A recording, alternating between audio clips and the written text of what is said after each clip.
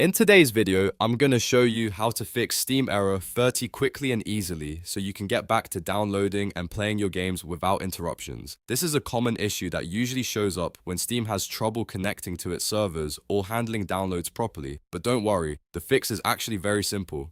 Make sure you watch until the end so you don't miss any important steps. And if this helps you out, don't forget to hit that like button and subscribe for more simple tech fixes just like this.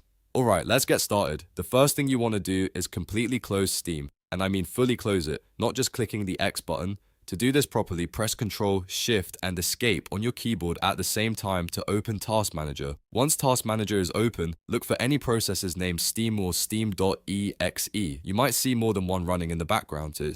Go ahead and click on each one and hit End Task to make sure everything related to Steam is fully shut down.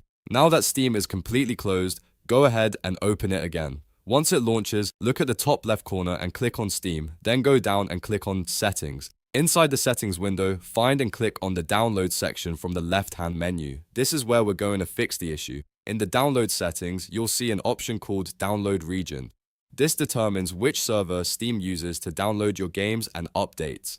Sometimes the server you're connected to can cause error 30. Click on the drop-down menu and choose a different region that's close to your location. You don't need to go far, just pick a nearby server that's different from your current one. After changing the download region, stay in the same menu and look for the Clear Download Cache button. Go ahead and click it. Steam will prompt you to confirm, and it will also sign you out. That's completely normal. Clearing the cache helps remove any corrupted data that might be causing the error. Once that's done, Steam will restart automatically, and you'll need to sign back into your account. After logging in, try downloading or updating your game again. In most cases, this should completely fix Steam error 30. If you're still having issues, you can repeat the steps and try a different download region again, as sometimes certain servers can still be unstable depending on your location.